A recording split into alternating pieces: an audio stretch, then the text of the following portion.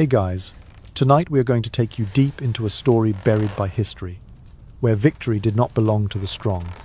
Just imagine, 5 centuries ago, in the desolate region of Thessaly, 22 nuns, the most resolute souls being Sister Eleni of Lyssa, Sister Diris, and the young Sister Magdalena faced the unrelenting wrath of the Ottoman Empire.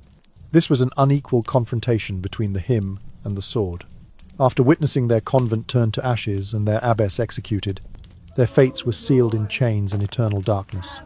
Cold, lightless underground dungeons beneath the glorious Topkapi Palace itself. The Sultan's objective was not gold and silver, but to erase their faith. Yet, these women did the unthinkable. They transformed darkness, hunger, and silence into weapons. They carved secrets into the stone, turning every wound into a prayer, turning death into a challenge. This story is a legend of defiance, a whispered testament that even in the most hopeless captivity, steadfastness remains the only thing the conquerors could never seize. So, before you get comfortable, take a moment to like the video and subscribe, but only if you genuinely enjoy what I do here. Let me know, where are you and what time is it? Please share your city and local time in the comments below. Now dim the lights, maybe turn on a fan for that soft background hum, and let's ease into tonight's journey together. High in the rugged hills of Thessaly in Greece, where silvery olive trees tremble in the chill of an autumn wind, the bells of a once thriving convent rang for the final time. Their clear notes, which had guided villagers at dawn and called the faithful to prayer for centuries, now faltered in the crisp air, a mournful signal that a chapter of peace was ending. Inside the crumbling chapel, a small band of 22 nuns gathered beneath a vaulted ceiling streaked with soot and age. The frescoes overhead, once vivid depictions of saints and martyrs, were cracked and faded, their faces worn away by time and sorrow, until only ghostly outlines remained. In the hush that followed the last toll, each sister knelt upon the chipped marble floor, hands clasped around rosaries whose beads were smooth with decades of devotion. On the distant horizon, a crimson banner, rich red cloth embroidered with the crescent moon and star of the Ottoman Empire, fluttered like a spectral flame against the pale sky. Its appearance brought a sharp intake of breath from the sisters, for it was the silent harbinger of conquest. No knights rode forth to defend the convent's ancient walls, and no soldiers stood guard at its gates. Only stillness reigned, heavy as a closing shroud, broken only by the rustle of olive branches stirred by the wind. At the front of the chapel, Sister Eleni of Lyssa rose from her place at the altar. Slender and pale, her silver-greyed hair bound beneath a simple black veil, she bore in her hands a battered crucifix of silver, its surface scarred by storms and time, each groove a testament to trials weathered by generations of nuns before her. Quietly, she held the cross aloft, its gleam muted in the dim light of leaking candles. Her voice, though soft as a sigh, carried with the authority of one who had shepherded souls through decades of both joy and grief.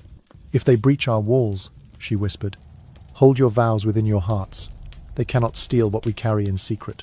Those words, spoken in the gentle accord of ancient Latin prayers, wove through the chapel like the last notes of a dying lullaby. For a brief moment, hope fluttered a fragile bird cloaked in faith. The sisters closed their eyes, imagining that the sanctity within might shield them from the violence looming so close outside. Some clutched small metal containers that held fragments of saintly bone. Others pressed silk-wrapped relics beneath their robes, believing that even if their bodies were torn away, their faith might endure. But the advance of history's destructive tide pays no heed to whispered vows. Far beyond the chapel doors, the rumble of cannon wheels swept across the courtyard. The first shot reverberated like a roar of vengeance, and the heavy iron gates shivered under its force. A second, more thunderous volley shattered the peace entirely, sending splinters of wood and stone tumbling into the air. Each blast was more than a weapon aimed at brick and mortar. It was a statement of power meant to obliterate not only fortresses but the spirit of those who defended them. Inside, the sisters rose as one, their white habits dusted with ash and silence. The hymns that once filled these halls were stifled beneath a blanket of shattered masonry and the acrid stench of gunpowder. The silver crucifix slipped from Sister Eleni's fingers, clattering against the flagstones before vanishing into the gathering smoke. In the sudden chaos, The boundary between sanctuary and battlefield dissolved in an instant. Yet even as the convent's walls rattled and the air stung with embers, the sisters clasped one another's hands, their faces, illuminated by the glow of torches thrust through broken windows, bore expressions of both sorrow and resolve. In that charged moment, they understood that their true fortress was not built of stone, but of shared conviction, an invisible stronghold forged by generations of whispered prayers. When the dust settled and the gates lay in splintered ruin, the Ottoman banners rose above the chapel's ruins. The convent, once a bastion of quiet devotion, was no more. But the echoes of that final toll, and the words Sister Eleni had spoken, lingered still soft, enduring, and unyielding. In the heart of each sister the vow remained. No force on earth could strip them of what lived unseen, where faith alone held the power to endure. As the sun dipped toward the horizon, the first stones of the convent began to give way beneath the thunderous roar of Ottoman artillery. By the time the sky took on its deep lavender hue, the once proud chapel walls were pocked with shrapnel scars, and great chunks of masonry lay strewn across the courtyard like fallen giants. The sisters, 22 in number, could only watch in solemn silence as their sanctuary was transformed into a battleground, where once the echoes of sacred hymns had drifted through the corridors, Psalm C, XC, and Te Deum, resonating in gentle swells. Now rose the harsh clang of steel against stone, and the anguished cries of nuns fleeing collapsing arches. There was no waste of effort in the Ottoman assault. Their archers did not squander arrows on consecrated ground. Instead, they unleashed heavy cannon fire upon the stout oak doors that had withstood many a storm. Each deafening discharge served as both a dire warning and a bold proclamation. To these conquerors, the convent was not holy ground, but a defiant symbol, proof that the cross dared still to rise upon land claimed by their empire. Inside the embattled walls, the sisters' hearts pounded in time with the cannon blasts. Sister Eleni of Lissa, slender figure outlined by flickering embers, signaled to her companions to secure the relics. Together they lifted fragments of silver chalices, intricately embroidered icons, and small bone shards, remnants of saints revered since the early centuries of Christendom, and concealed them beneath loose flagstones in the nave. Their faith, they believed, might survive even if their bodies did not. Sister Magdalena pressed her palm against the cold stone to seal the last tile, murmuring a prayer that these treasures would remain hidden until the day when peace returned. But the Ottoman soldiers, eyes hooded with determination, did not seek earthly treasures. Their mission was grimmer, to crush the very essence of belief that had sustained the convent for generations. By nightfall, the surviving 19 sisters, 3 having been injured in the debris, found themselves herded into the courtyard. There, torchlight danced off broken pillars, casting long, wavering shadows that appeared to shift like wraiths across the trampled grass. The air was thick with acrid smoke and the metallic tang of cannon shot. Bound by their wrists in coarse hemp rope, the sisters formed a tight circle as a stern officer strode forward, his boots crunching on shattered terrazzo. In a voice as cold as the steel of his scimitar, he announced that they would be taken before the Pasha, a promise that carried a dreadful weight, for few who met that promise ever saw the break of dawn again. The Pasha, governor of the region, was said to be both merciful and merciless in turn, granting clemency to those deemed useful and quick judgment to those stubborn in their faith. In the courtyard centre, Sister Dearest of Corfu, her once bright veil now muddied by ash, met the officer's gaze without fear. Her lips parted to speak, but no sound escaped. Instead, she bowed her head and offered up her silence, as a testament to the vows she would not betray. Around her, the other nuns clung to one another, their habits torn and stained, yet their resolve unbroken. The officer's torchlight revealed a blend of defiance and despair in their eyes. 19 souls aware that their path led away from home, toward a fate uncertain under the watchful glare of imperial authority.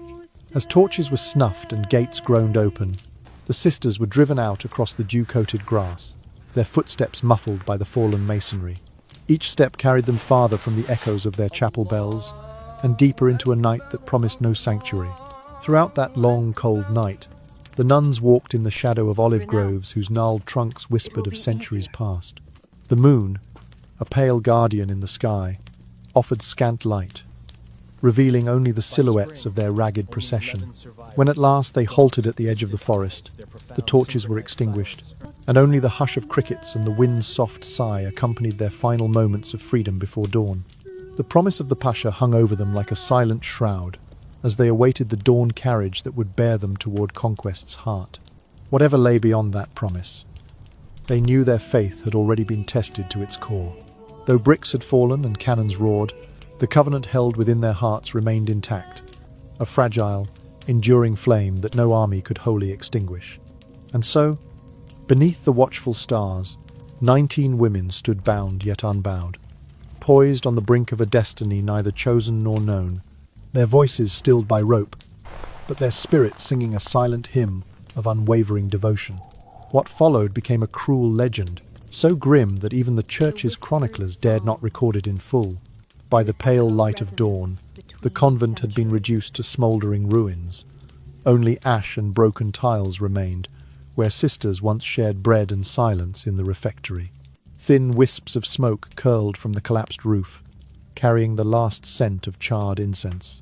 Above the ruin, the Ottoman banner, deep crimson embroidered with a golden crescent, fluttered atop the bell tower stump, proclaiming conquest to the waking world. Yet in the courtyard's centre, something utterly unexpected occurred. Rather than the wails of despair that the soldiers anticipated, those assembled heard a trembling, defiant sound, the faint beginning of a hymn, rising above the crackle of embers. Bound by coarse ropes, the 19 surviving nuns formed a loose circle beneath the broken arches. Their habits, once pristine white, were scorched and streaked with soot, yet their voices, though fragile, blended into a clear, unwavering chorus. They sang Agnus Dei, Chiên Thiên Chúa, Đấng xóa tội trần gian, their Latin words, drifting into the smoke-filled air. Their voices quivered like candlelight in a draught, yet never faltered. Each note was a testament not to hopelessness, but to unbroken resistance. The Ottoman captain, who had expected terror, paused in astonishment. His torchlight wavered as the strains of Agnus Dei echoed through the rubble.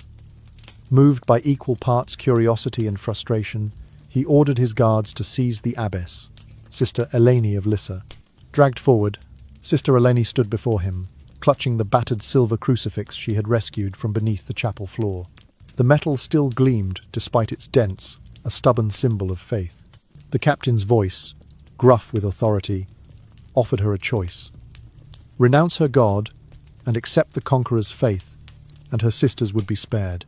He gestured toward the circle of trembling figures, their rope-bound hands raised in silent challenge. In the hush that followed, Sister Eleni lifted her head, eyes bright with serene conviction. Her voice, though hushed, carried an eloquent finality. I have already given my life.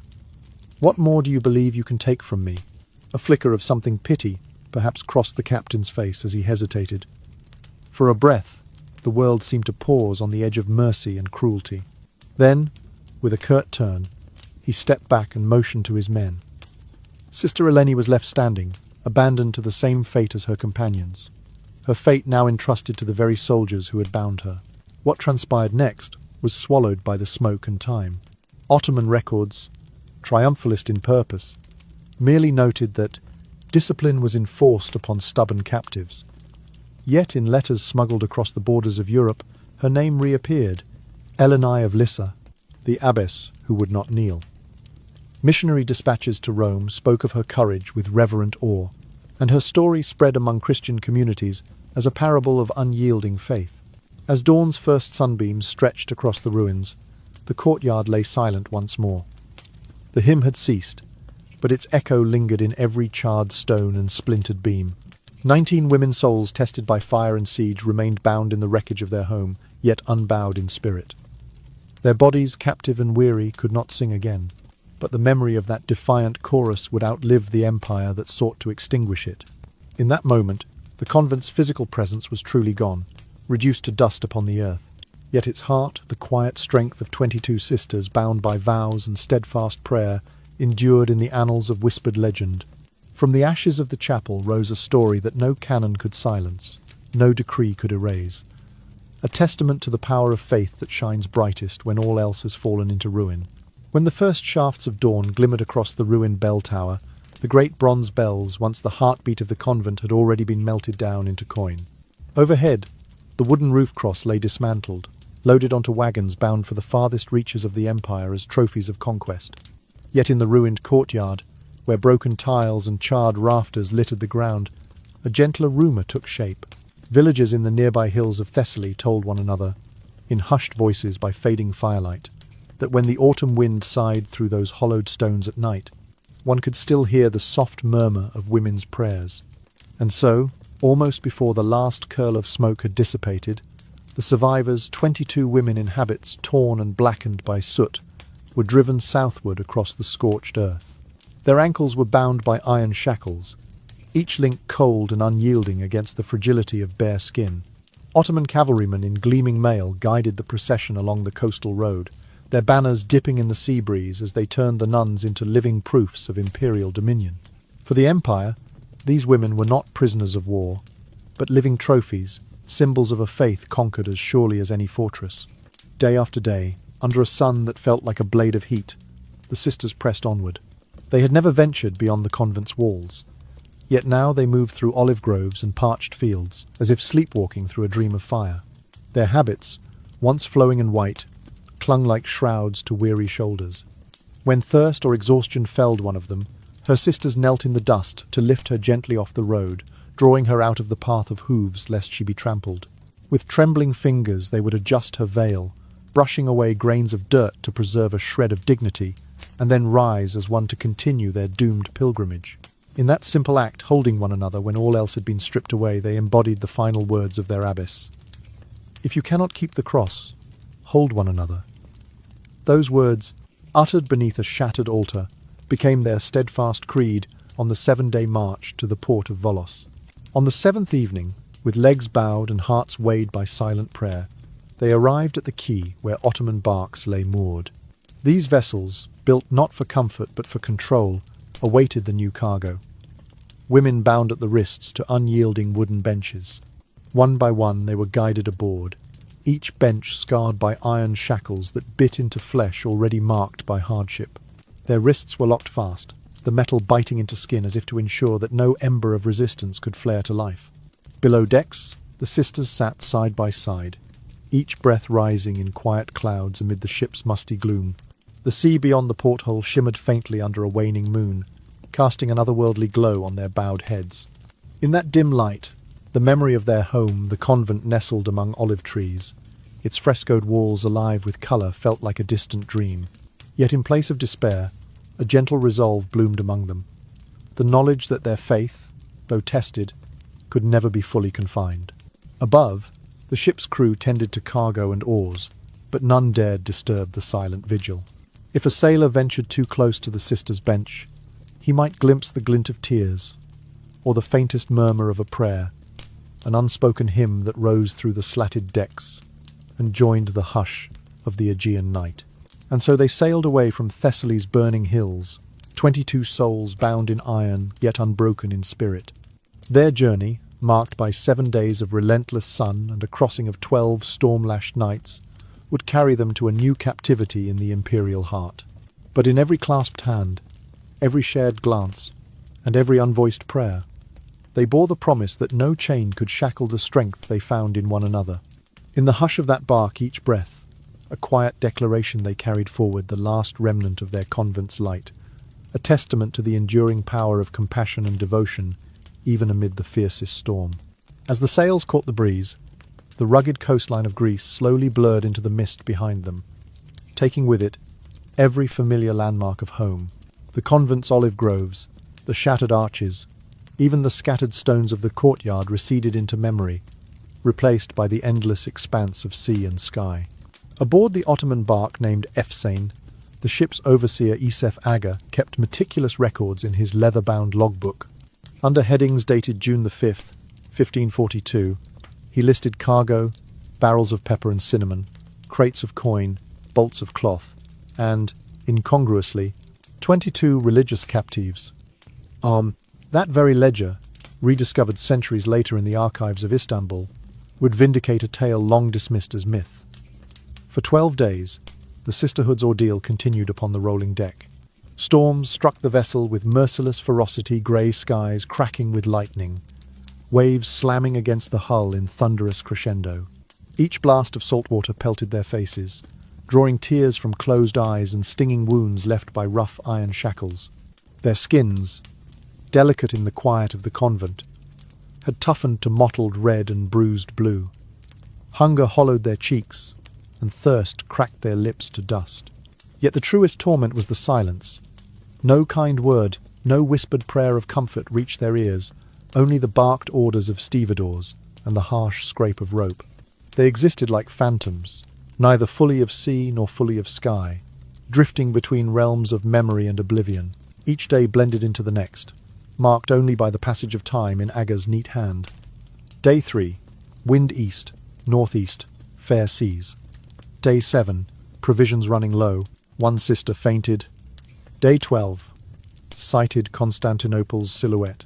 When night cloaked the deck in inky black, it was Sister Magdalena, the youngest among them, barely 20 summers complete, who dared to break the mute vigil. In a voice as soft as the whispering foam, she began to recite the first verse of the 23rd Psalm in Latin. Dominus pastor me, nihil mihi dirit. The words trembled like a candle flame in a draught, but they carried weight enough to stir the captive souls around her. Greek fishermen, chained nearby for piracy, lifted their heads. Serbian merchants, once scholars and scribes, paused mid-grasp at their own beads. Even the Italian stonemason, a man whose knuckles were permanently scarred, turned to listen. In that moment, the sea's roar faded to a muffled murmur, and all who heard felt the echo of something greater than fear, a quiet testament to fellowship in the face of despair. By the 12th dawn, the bark entered the narrow strait of the Bosphorus. Through the slatted portholes and over the gunwales, the sisters saw the skyline of Constantinople unfurled before them. Golden domes and slender minarets gleamed like blades in the early light, a city renowned for its splendour and desire, the city of the world's wishes, as travellers once called it. Yet for these women it would be transformed into a gilded cage. As the vessel drifted beneath monumental walls that had stood for 1,000 years, the captives pressed close to the rail, their offshore journey at last complete. The air smelled of jasmine and smoke, a blend of sweet gardens and distant prayers. From the high ramparts came the echo of a muezzin's call, Allahu Akbar, but to the sisters' ears it mingled oddly with the lingering strains of their own psalms. Their wrists, still bound to the rigid benches, ached with each crest and trough of the sea. Yet their hearts, though battered, pulsed with a quieter strength. Through bowed heads and whispered verses, they had embraced the final gift of Sister Eleni's command. If you cannot keep the cross, hold one another. On the deck beneath that awakening sky, their faith had assumed the shape of solidarity, 22 lives interwoven by shared ordeal, inseparable, even as the distant city prepared to receive them in its heart. And so the bark drew alongside the ancient quay, the sisters' journey from Thessaly's olive hills to Constantinople's grand palaces complete. Their fates would unfold in the city's vast tapestry, but their souls remained anchored to one another. For though they were bound by iron and fate, the hymn of their unity begun at sea beneath stormy skies would live on in memory, a quiet promise that no fortress, no matter how formidable, could bind the human spirit when it sang in unison with hope. On the morning of June 17th, 1542, the weathered quay of Constantinople's Golden Horn received its human cargo. 22 nuns, their wrists still bound to wooden benches, were marched from the Ottoman bark through a maze of narrow streets. Merchants paused at their stalls of silk and spices, soldiers in mail slogged past in patrol, and caravans of slaves trudged along the cobblestones all came to a halt at the sight of Christian sisters in shackles. Women who had never ventured beyond their convent walls now found themselves paraded through a metropolis that spanned 2 continents. The procession wound beneath the ancient walls of Blacanay, whose towers had guarded Constantinople since the 8th century. Weathered stones, slick with centuries of rain, loomed overhead as the sisters passed, their habits torn and stained, yet their heads held high. Local residents pressed against merchant carts and leaning balconies to gaze upon them, curiosity mingling with pity. In hushed Greek and Armenian, they whispered of the sisterhood from Thessaly, captive symbols of a faith that had withstood smoke and cannon fire. At last, the column of captives emerged into the royal district, a quarter of grand palaces and administrative halls. Here, the fate of the sisters would be determined beneath domes that once crowned Byzantine emperors. The path led them directly before the facade of Hagia Sophia, the great church that had stood as Christendom's marvel since the year 537. Now, its vast arches and golden mosaics watched over them with silent indifference as they were ordered to their knees upon the cold marble pavement. Above them, from the minarets that had supplanted Constantinople's sacred skyline, the muezzin's call to prayer rose in solemn cadence. Allahu Akbar, a soft murmur rippled through the sisters. One of the elder nuns, her voice barely more than a breath, leaned toward her neighbor and whispered in Latin, "We have returned home, but it is no longer ours." In that instant, the weight of centuries pressed down upon them, the weight of empires rising and falling like the tide. Before the sun crested the horizon, the sisters were herded once more, this time into a vast marble courtyard, ringed by soaring columns of white stone. Sunlight filtered through arched openings, tracing patterns of light and shadow across the polished floor. This was no dungeon, but the divan, or Humayun the Sublime Port, where the Sultan's will was absolute. Here, law and faith were interwoven by imperial decree, and no mortal power could rival the Sultan's command. At the center of the hall sat the Grand Vizier, his dark robes embroidered with crescents and stars. His face, framed by a neatly trimmed beard, revealed nothing of mercy or disdain. To his left, a row of Ottoman scribes waited, each with reed pens poised above parchment scrolls. They would record every detail, names, ages, and intended use of these Christian captives. Their quills scratched as the sisters knelt before them, the soft sound a stark counterpoint to the sisters' ragged breaths. Every whispered plea and every syllable of refusal would be committed to the ledgers that still survive in archives today. A translator stepped forward to deliver the Sultan's decree. Those who accepted conversion to Islam would be granted new names, spared further punishment, and allowed service within the palace. Those who refused would face the discipline of faith, a phrase whose meaning lay in shadows, understood only by those who had vanished before. Silence settled over the courtyard, like a shroud as the Grand Vizier's words echoed from the vaulted roof. In that hush, a single sister, Sister Dearest of Corfu, rose from her knees, habit torn but dignity intact. She approached the dais and spoke directly to the Grand Vizier in measured Latin. "You may write our names as you will, but you cannot write our prayers upon this parchment." Her voice, though soft, resonated in the marble expanse. The translator hesitated before rendering her defiance in Turkish. The Grand Vizier's expression remained unreadable, yet the room seemed to hold its breath. Then, with a barely perceptible nod, he dismissed them.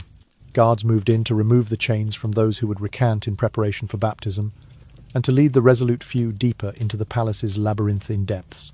The sisters who remained bound exchanged glances of solemn solidarity.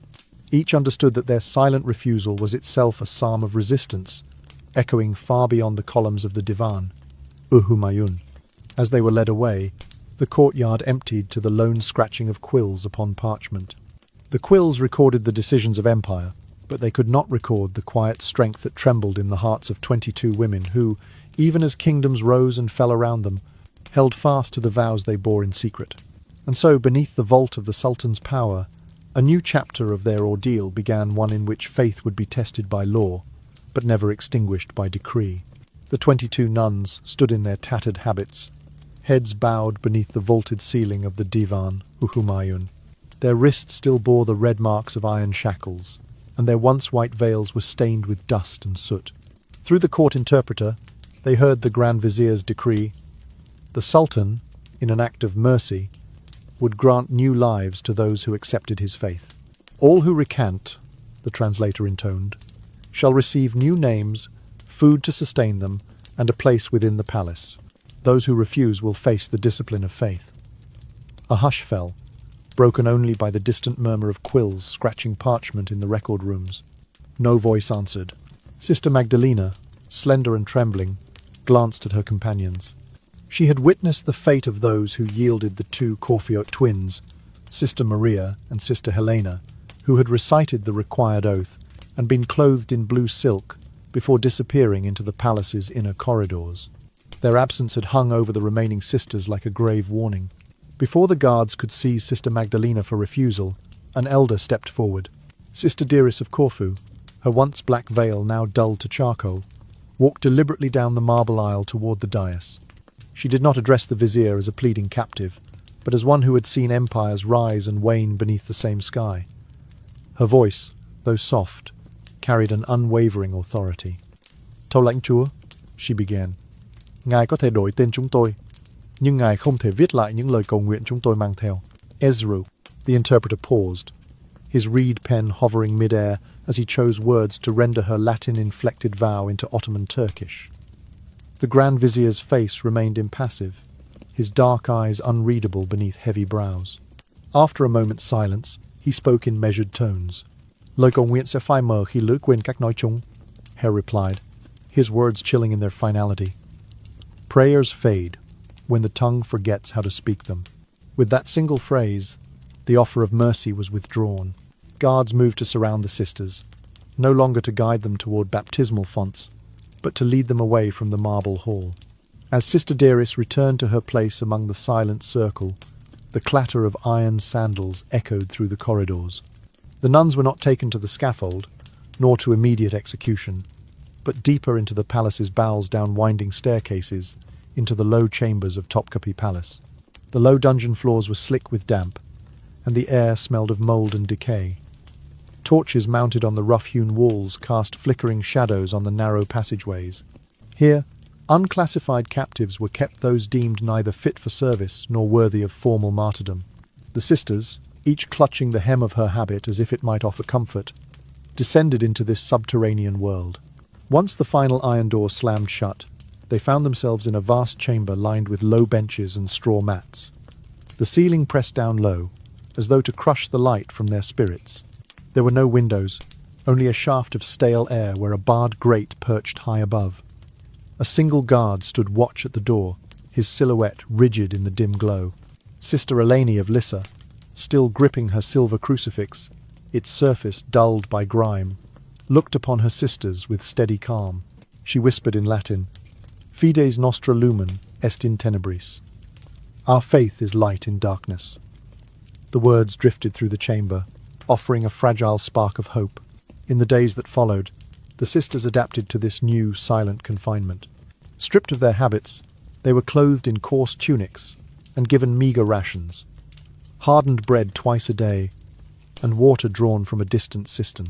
Each morning they rose from their straw pallets and knelt together in the stale air, praying in low voices that only they could hear. The guard, a veteran of many campaigns, learned to recognize the shape of their bowed forms as a sign not of weakness, but of unbroken conviction. As the weeks passed, the chamber's damp stones absorbed traces of whispered Latin and Greek. Sister Magdalena, her voice steadier now, began to recite psalms beneath the guard's breath-catching gaze.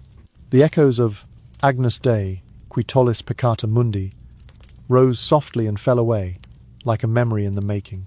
Sister Dearest, meanwhile, sketched small crosses into the clay wall with chipped pottery, each one marking a day of endurance.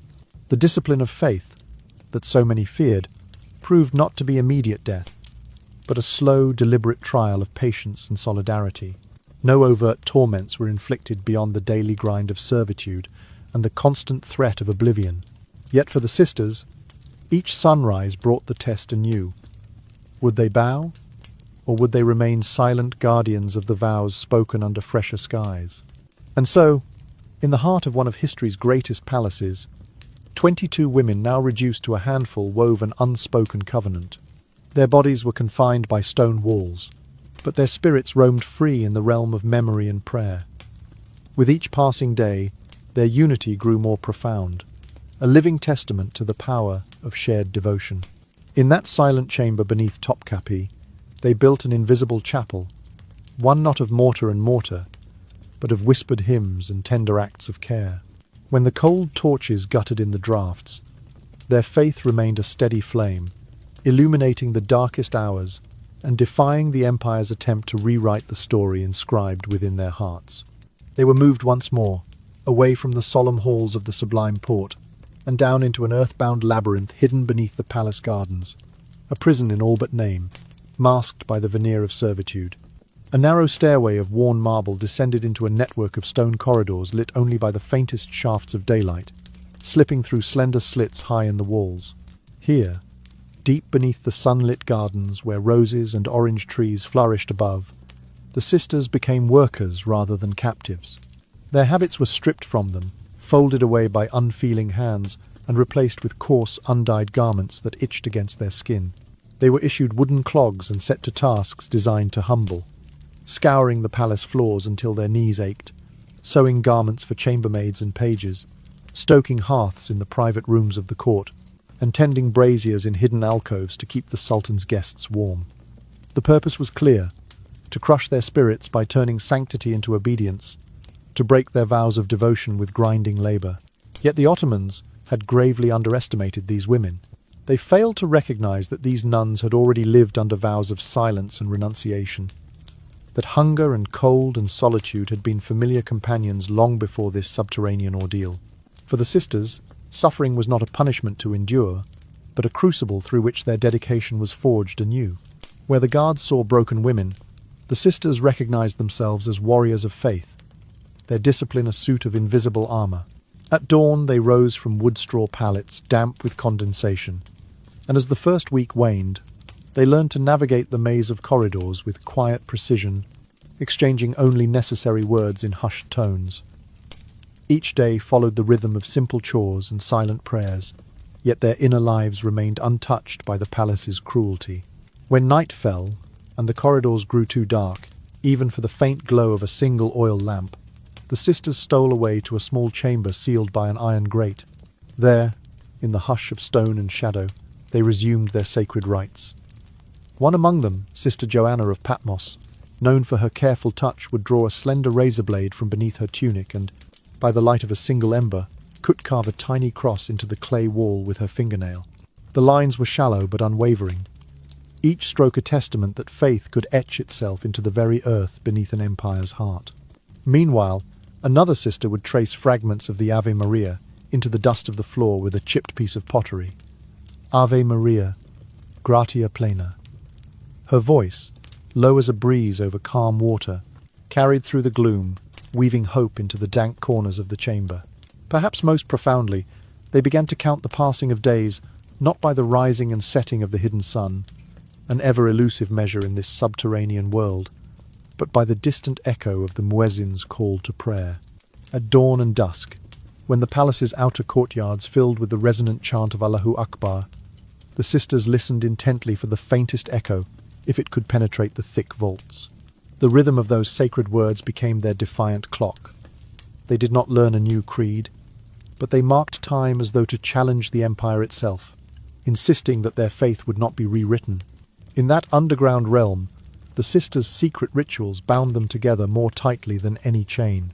Each carved cross, each murmured verse, each measured heartbeat under the stone dome became a link in a chain of solidarity that no shackles could sever. They found in their shared adversity a profound communion, a living cathedral built of whispered prayers and hidden symbols rather than marble and mosaic. Occasionally a guard would pause outside the grated door, hearing the stir of movement or the faint scrape of pottery against clay. He might mutter a joke or scowl, but he never entered, perhaps unsettled by the quiet intensity, or perhaps respecting an unspoken boundary. It was as though the nuns' devotion had woven an invisible barrier around their hidden chapel. Days bled into weeks, and the sisters' bodies grew leaner, their skin dappled with the copper bronze of palace fires. Yet their eyes, when glanced at in fleeting moments, burned with a gentleness that outshone the braziers in the rooms above. In the darkness, they had reclaimed a light that no imperial decree could dim. And so, beneath the palace of countless splendors, 22 women transformed a place of subjugation into a sanctuary of resistance. Their discipline, tempered by hunger and prayer, became their shield. Their silent hymns, rising from the dungeon's heart, echoed louder than any cannon blast heard in the hills of Thessaly. In those candleless chambers, they discovered a paradox: that true freedom can flourish in the narrowest of spaces, and that the most profound worship may emerge not in towering domes, but in the hush of clay walls and the quiet communion of souls who refuse to yield. Their hidden chapel, formed of carved crosses and whispered verses, stood as a reminder that the human spirit, when bound by unwavering faith, can transcend even the deepest darkness. Thus did the sisters endure, neither broken nor bowed, their devotion as unshakable as the stones that held them fast. And though the world above passed them by in grand processions and lavish ceremonies, it was in these dark corridors that the truest testament to their faith was written line by trembling line, cross by resolute cross into the very bedrock of history. Before long, whispers wove through the corridors of the palace like a chill breeze. Tales of the silent sisters, foreign women entombed beneath marble floors, never uttering a plea, never lifting their voices in anguish. Some servants spoke of curses, while others hailed them as living saints. Their silence, profound and unbroken, resonated through the stone vaults more powerfully than any trumpet call. Months slipped by, each day folding into the next like pages in an unending ledger. The sisters' hands, once delicate instruments of prayer, bore the hardened proof of ceaseless labour, scouring hastily woven linen in cold morning waters, polishing brass chandeliers until they gleamed for the Sultan's guests, and stoking ovens that warmed palatial chambers not for them, but for those who had bound them. Their names had been stripped away, replaced by numbers chiselled on wooden tags pinned to their tunics. The empire believed that time and hunger would bend even the staunchest resolve. And so, at the dawn of the 120th day since their descent into Topkapi's depths, the sisters received a curious gift. At dawn's first light, each narrow chamber door bore a tray laden with fresh bread still warm from the oven, flaky goat cheese wrapped in grape leaves, small flasks of olive oil pressed from autumn's last harvest, and lengths of fine silk in muted blues and golds. The gesture so out of place in the stifling gloom whispered of mercy. That evening palace scholars arrived, imams and philosophers garbed in embroidered robes, their footsteps echoing as they approached the sisters' cell. They spoke in gentle tones under torchlight, offering words of consolation in Turkish and Arabic. "We bring peace," one imam said, voice soft as candle flame.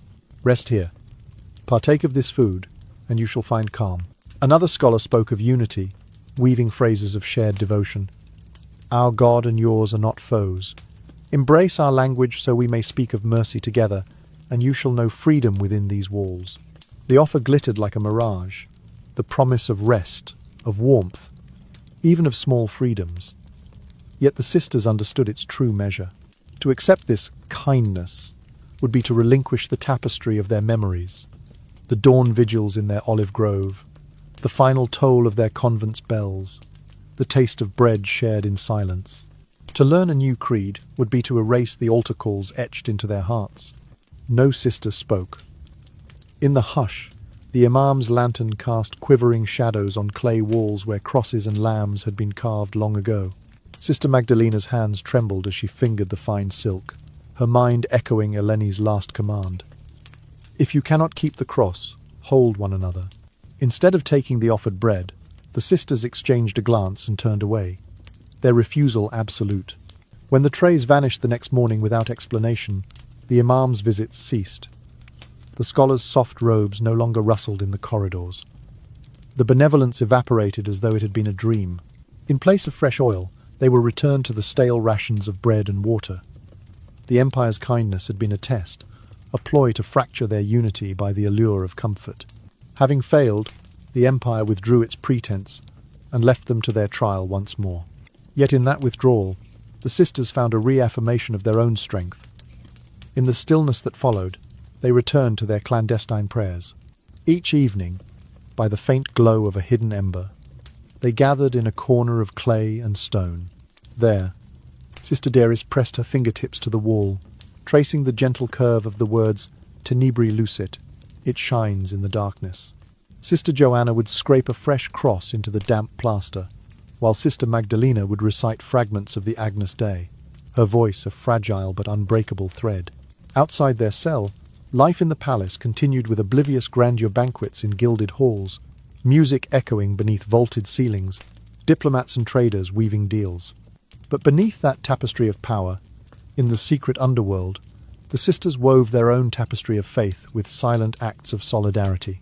Each unspoken vow, each shared glance, each act of gentle care threaded them closer together.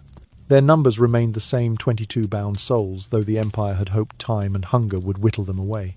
Instead, with each passing month, their resolve deepened, rooted in the memory of their home and in the unvoiced hymns that echoed through the dungeons. Thus did the Silent Sisters turn the Empire's greatest weapon, time itself, into their ally. In refusing to exchange their souls for comfort, they demonstrated that true freedom cannot be given or taken. It is claimed within the quiet chambers of one's heart. And though the Empire had shrouded them in darkness, their collective silence blazed a path of unbreakable faith, transcending the cruelty of chains and the hollow promises of false mercy. In the hush of those hidden corridors, beneath the gardens and beneath the palace's gleaming domes, the Silent Sisters stood as living proof that compassion and conviction need no voice to resonate, and that, even in the greatest depths, the human spirit can sing its brightest hymn of resistance. When the guise of generosity finally fell away, the sisters found themselves plunged once more into darkness and scarcity. Lanterns that had offered a flicker of warmth were extinguished. Provisions once drizzled out in small kindnesses were now halved, then quartered, until only the barest crumbs remained for each woman at each meal. The palace scholars no longer whispered serene offers at the cell door. Instead, only the echo of distant footfalls and the harsh rattle of chains marked the passage of time. One by one, the sisters were summoned to a narrow chamber at the end of a low corridor, its entrance guarded by silent sentinels and its walls slick with moisture. Inside, the Ottoman clerks sat at a long table, rows of fat ledgers and reed pens before them. Here, the Empire would exact its final test, a ritual of slow, calculated submission. Each nun was to utter a single phrase in Arabic, a confession of fealty to the Sultan's faith. Those who complied would be granted safety, comfort, and service within the palace. Those who refused would vanish spirits lost to secrecy. There were no grand spectacles of cruelty, no axes raised to the sky. Instead, the method was insidious. Faith would not be torn from their hearts by swords, but eroded by hunger, isolation, and the persistent whisper that perhaps their God had abandoned them. A soft voice would edge into their thoughts. Why endure suffering for a Lord who does not answer? On a cold dawn deep in the 12th month of their imprisonment, the first sister was led into the chamber. Tall and austere, she walked with measured steps, her patched tunic swirling about her ankles. Guarded eyes watched as she paused before the clerks, took a steadying breath, and recited the mandated phrase, Aqbaltu Dawlat al-Sultan Watana ala-Hukum. I accept the Sultan's authority and renounce your God. A clerk dipped his pen into ink, wrote her name, now reduced to number 17, and struck through it with a single line, marking her transfer from captivity to servitude. She was given new clothing of fine linen and led away, lost behind the palace's hidden doors. There was no fanfare, only a silent passage into oblivion. Word spread quickly through the corridors. One sister down, her voice surrendered. Whispers of pity and regret followed the numbered woman's departure. The days that followed saw two more, Sister Helena and Sister Julia of Corfu, approach the chamber in tandem, their identical faces pale and determined. In mirrored motion, they too recited the words of submission, and then were escorted away under the cover of night, their fates uncertain but never to return. For each departure, the iron grip upon the hearts of the remaining 19 sisters grew tighter. Their hands, already scarred from toil and prayer, clenched against the shifting reality that some had faltered under the weight of silence and hunger. And yet, with every soul lost, a renewed fire kindled within the cell's cold walls. Farewell to the first 3, 2 down. 19 sisters still held their vigil. Among them, Sister Dearest, once steadfast in the grand halls before the Grand Vizier, now looked gaunt and hollow at the temples. When a guard, unfamiliar with her history, demanded her number, she stepped forward with a wry smile. He reached for his quill, ready to record her compliance or refusal. She met his eyes, and whispered in her native tongue, "Call me Silence." I, with that single declaration, she signalled the final renunciation of their oppressor's power. From that moment forward, none of the remaining sisters spoke a word to their jailers. When summoned to the chamber, they would stand in rigid lines and return no answer. When the clerks waited for the prescribed phrase, they heard only the echo of their own pens scratching across parchment. Each refusal was a shield in the dark. the unbroken vow that though empires could dictate bodies and barter names, they could not dictate the content of a heart. The silence that followed every unanswered summons was no longer absence of voice, but the presence of unwavering defiance. And so, under the palace's vaulted ceilings and hidden among its labyrinthine corridors, a quiet rebellion thrived. The silent sisters, their numbers reduced but their spirits unbent, wove their resistance not with words, but with the resolute hush of endurance. Their faith, battered by time and scarcity, now stood as an unassailable fortress, defying the insidious cruelty of erasure. In the depths of the dungeon, the silence spoke for them louder than any pronouncement, and each ticking moment of unbroken stillness rang out like a solitary bell of triumph in a world grown deaf to gentle prayers. In that profound hush, the sisters reclaimed that which the Empire believed it had stripped from them, the sovereignty of their own spirits. Official registers made only a passing note of their existence. Foreign captives, unresponsive, ineffective. To Ottoman authorities, they were simply examples of failed conversion, an inconvenient footnote in the grand ledger of conquest. Yet to the unfolding pages of history they became something far greater, living proof that a faith steeped in silence can endure where walls and chains cannot reach. When spring returned, flowering the palace gardens above with magnolia and jasmine, only 11 of the original 22 sisters still drew breath. The rest had fallen silent beneath the weight of hunger, disease, or the slow erosion of hope. Those who remained moved like pale shadows through the labyrinthine corridors, so gaunt that guards dubbed them ghosts in rags. Their habits, once symbols of solace and community, now hung in tatters, whispering of the trials each sister had borne. Yet among the palace staff, those who swept the courtyards and polished the mosaics, another whisper circulated, one that spoke of something stranger than ghostly figures in torn veils. Late at night, when the marble halls lay empty and the lamps burned low, faint, fragile voices could sometimes be heard drifting from the dungeons below. They recited fragments of prayers in a language no one alive seemed to recall, yet one that stirred both awe and fear in equal measure. It was the same ancient hymn the sisters had sung beneath the burning heavens of Thessaly, Agnus Dei, qui tollis peccata mundi. The melody, tremulous, hesitant, yet unwavering, floated up through the palace stones, a testament to memories etched into the heart more deeply than any conqueror's decree. Servants who heard that distant chant spoke of standing by grated doors, hearing souls unbound by chains, singing not of despair, but of defiance. At the heart of that fragile chorus stood Sister Magdalena. When she had first arrived, barely 20 springs old, her frame had shivered with cold, and her lips quavered with fear. But those who glimpsed her in the shadows of that hidden chapel saw a remarkable transformation. Each night, by the dim glow of a single lantern pilfered from the guard's station, she would murmur lines from the Pater Noster and Ave Maria in Latin, her voice growing steadier with every verse. In the darkest hour, she would whisper to her sisters huddled close, "Let our words be the light that guides us home." Iwu. Her whispered psalms wove a tapestry of solace, binding the 11 souls into a silent covenant. Around her, Sister Dearest traced the day's count into the damp clay walls with a chipped shard of pottery. 11 tally marks now stood beneath the faint inscription Tenebri Lucet. It shines in the darkness. Each mark, each carved cross, affirmed that even in captivity, their spirits stood free. By day, the sisters fulfilled their servile tasks in wordless solidarity. They swept the palace floors polished for imperial banquets, sewed silken robes never meant for their own shoulders, and tend the hearths that fed nobles above these hidden chambers. Their movements, once prayerful gestures, now became acts of quiet devotion. Each brushstroke of the broom and stitch of the needle, a hymn of resistance. And so the Empire's greatest weapon, time itself, proved powerless against their resolve. Each sunrise found 11 survivors. Each night heard 11 voices rising in a hymn older than any empire. Their silence, sustained across months of darkness, spoke louder than the grandest proclamation.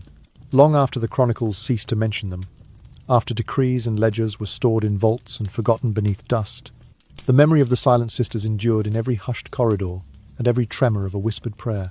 They became a living parable, that faith need not flash in brilliance to be real.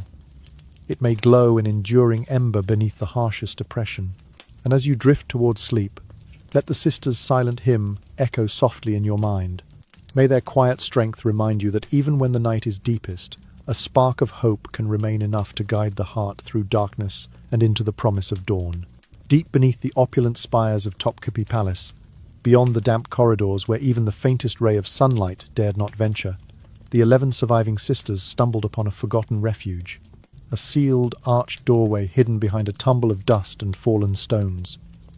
At first, it seemed merely a hollow niche, a place to take brief shelter from the relentless pace of palace life above. Yet, as the days passed, this neglected alcove took on a sacred quality, becoming their secret chapel. Scattered across the uneven floor lay fragments of pottery tiles from collapsed walls or broken vessels long since discarded. The sisters gathered these shards and repurposed them as makeshift candle holders. Each evening, by the glow of a single taper, they pressed a piece of broken tile into the soft earth to cradle the flame. The light danced off the rough clay walls, chasing away the darkness that had gripped their hearts for so long. A ragged strip of linen, once thrown aside by a chambermaid, was washed and laid upon a flat stone to serve as a modest altar cloth. Though its edges were frayed and its colour bleached by countless washings, it bore the sisters' collective hopes. Sister Joanna smoothed the linen with careful fingers, as though preparing the finest cloth for a royal feast rather than a hidden vigil. In a moment of resourcefulness born from necessity, Sister Magdalena retrieved a shard of mirror glass from the rubble, its reflective surface chipped and tarnished. With that small fragment, she crafted a crude cross. Placing it atop the linen altar, she whispered a prayer of gratitude for having this slender emblem of salvation. Though imperfect, the cross symbolized everything they had lost and everything they still held dear.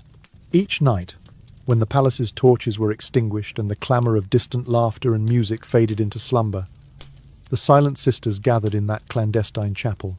They knelt in a rough circle around the broken glass cross, their voices too weak for song but strong enough for whispered recollection.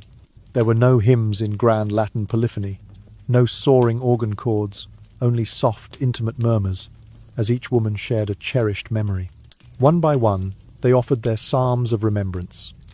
A childhood home nestled among sunlit vines, the distant peal of convent bells at dawn, the first taste of freshly baked bread warming their mouths before morning prayer.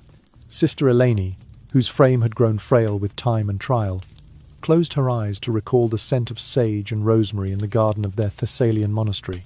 Her voice, though quavering, rose with reverence. "I remember the dew upon the olive leaves," she whispered, "and the promise of light in each new day."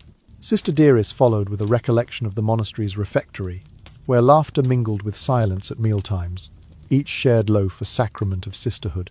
Sister Joanna, the weaver of pottery shards, spoke of the first tapestry she had embroidered, its threads of crimson and gold weaving a tapestry of devotion across cold stone walls.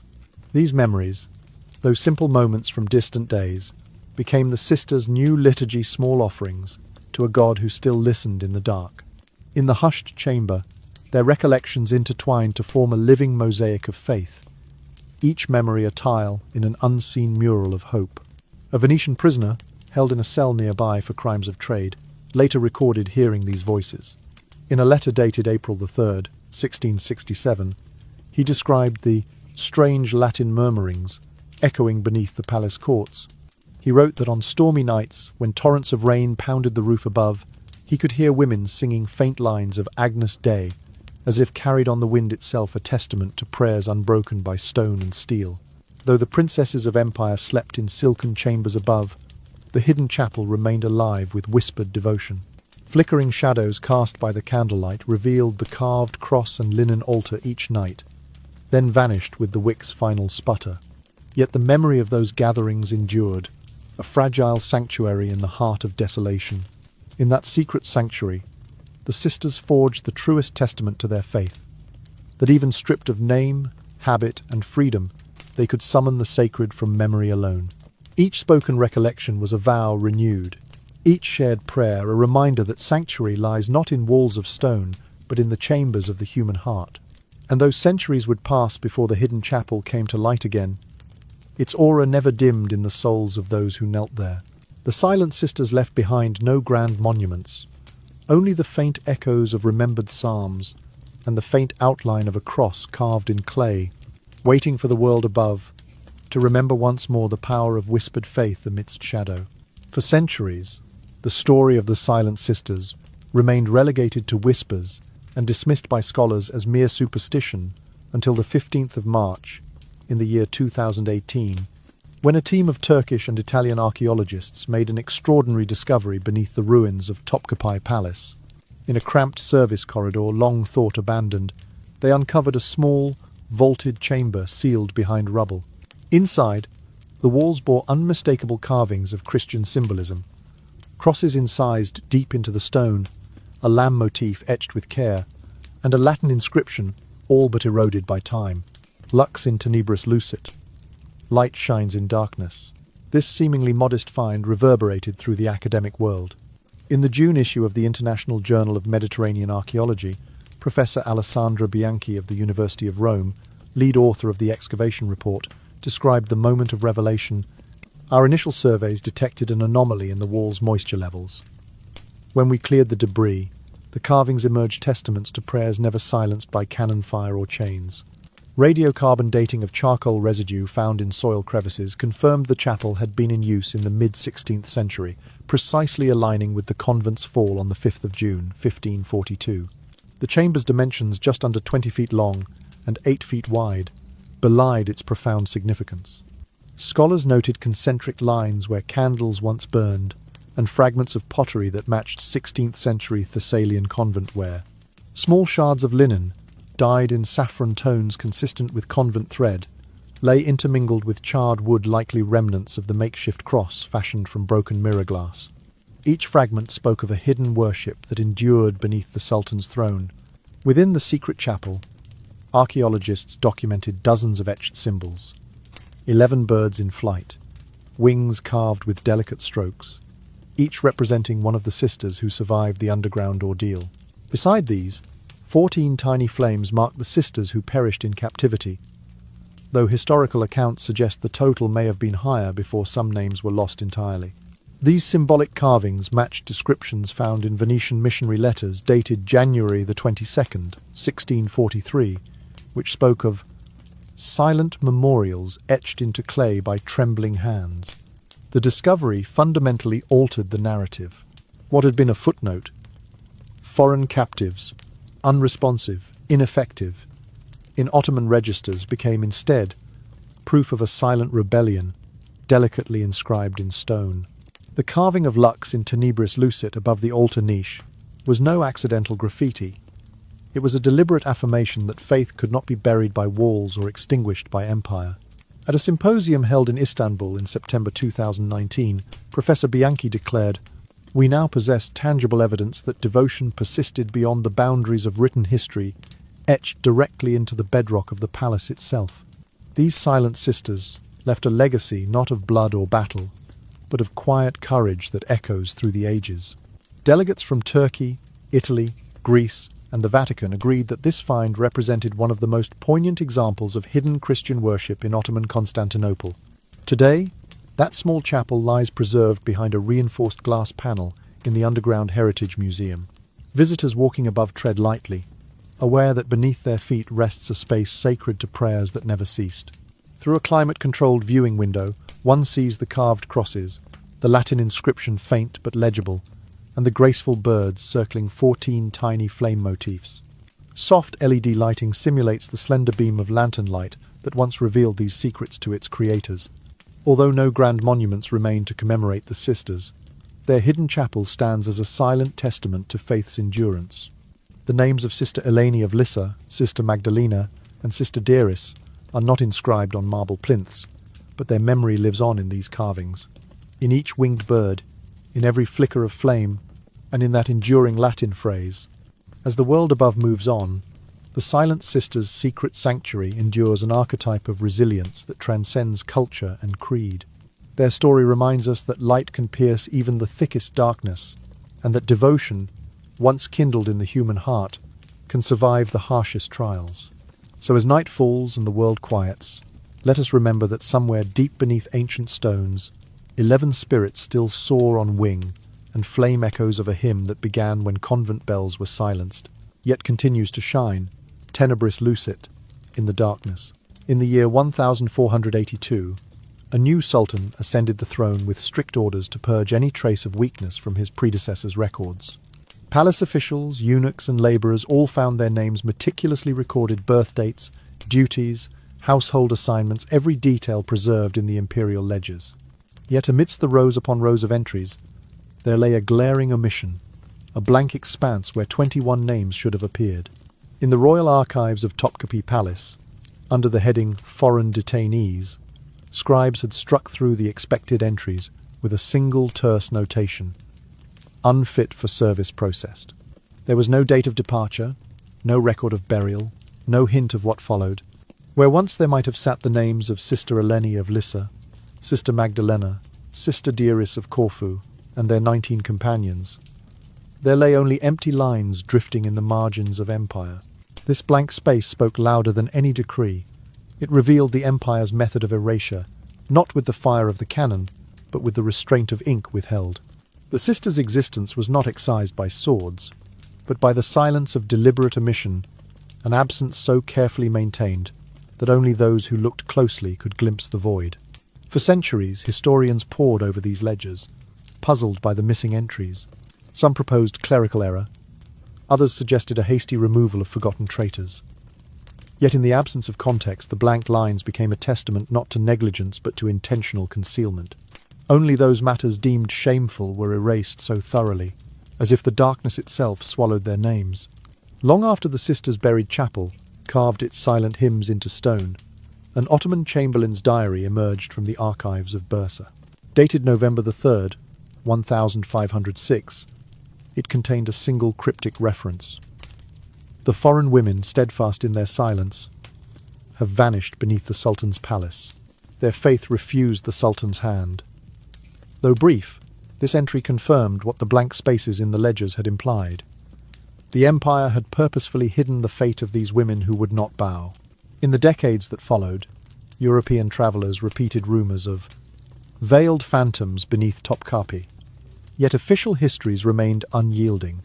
The empire preferred that no record survive of the Silent Sisters, for their very existence contradicted the narrative of absolute surrender and conversion. Yet the void could not entirely conceal them. In hidden corners of convents in Venice and Corfu, letters preserved by nuns who had known the Thessalian sisters cited their names and testimonies. These documents, copied and recopied over generations, found their way into missionary archives in Rome.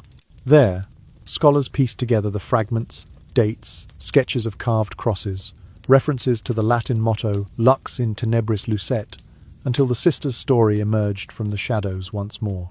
When modern archaeologists uncovered the buried chapel beneath Topkapi, the blank entries in the imperial ledgers took on new significance.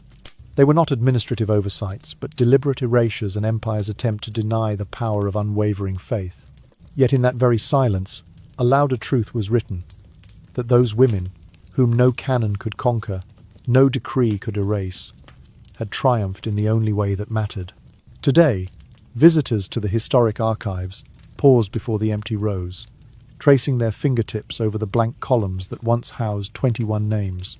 They stand beside the sealed chamber beneath the palace gardens, gazing through glass at the faint carvings of birds and flames.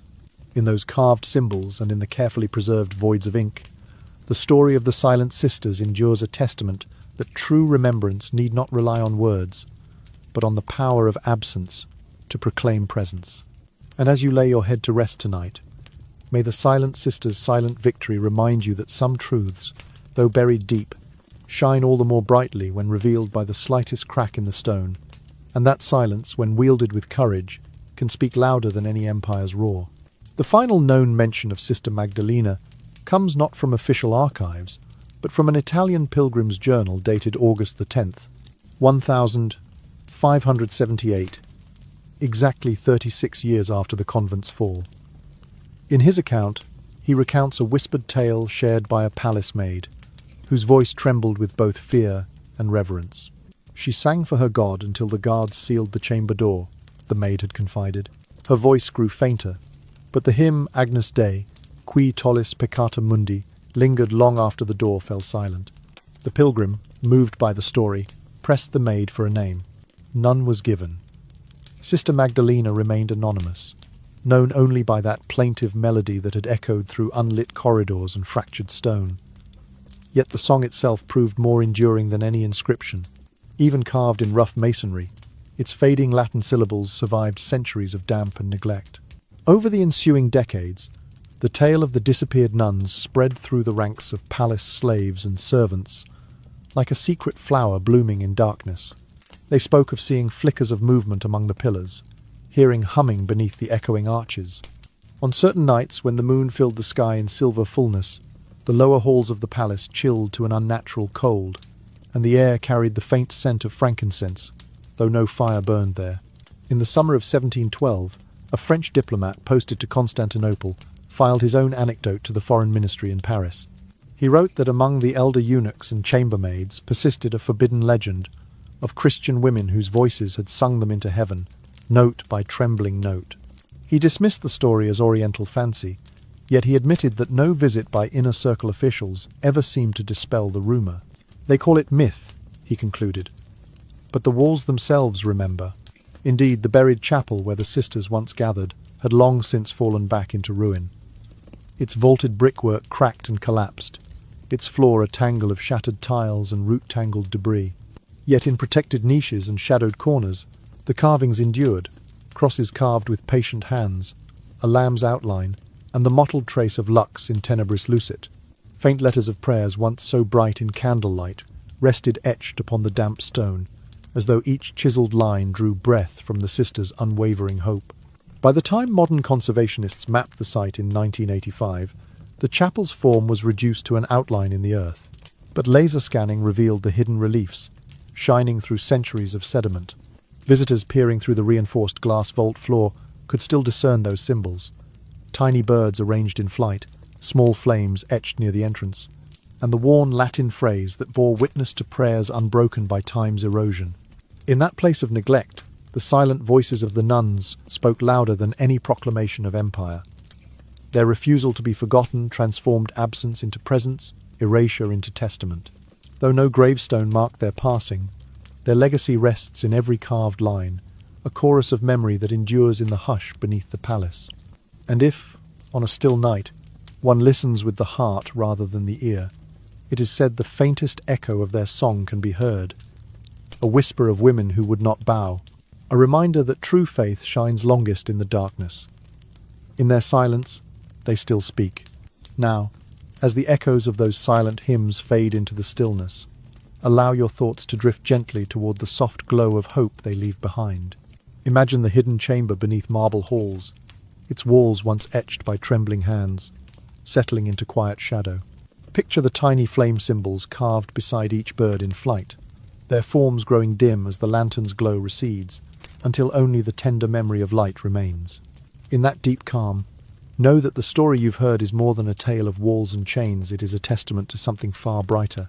It reminds us that even when everything familiar is stripped away, we still carry within us the power to remember who we are, to hold fast to compassion, and to lift one another with whispered prayer and shared resolve. It is the message of friendship forged in darkness, the proof that solidarity can transform any prison into a place of grace. Let your breathing slow, matching the gentle rhythm of those hidden psalms. With each exhale, release the day's burdens, its worries, its haste, its noise. With each inhale, draw in the quiet strength of those 11 sisters, their faith a soft lantern guiding you through the night. Feel their courage settle around you like a warm blanket, a comfort woven from whispered hopes and tender memories. As the images of crumbling corridors and carved crosses dissolve into sleep's gentle haze, carry with you the knowledge that light can be found in the smallest gestures, a shared memory, a whispered vow, a silent act of care. In this shared silence, we discover that our spirits need no grand stage to shine, but only the space to remember, to connect, and to believe. And now, as the final embers of our story glow softly and drift into the embrace of night, rest in the assurance that every quiet act of kindness, every hushed prayer of courage, leaves a trace no empire can erase. May you sleep in peace, cradled by the promise that even in darkness, light endures, and that in your own heart, the memory of solidarity and hope will always burn bright. Good night, dear friend. If you wish to journey again into stories that soothe and inspire, please subscribe to our channel for more gentle tales and soft reflections. Until we meet again in the quiet glow of another telling, sleep well, and let your dreams be kind.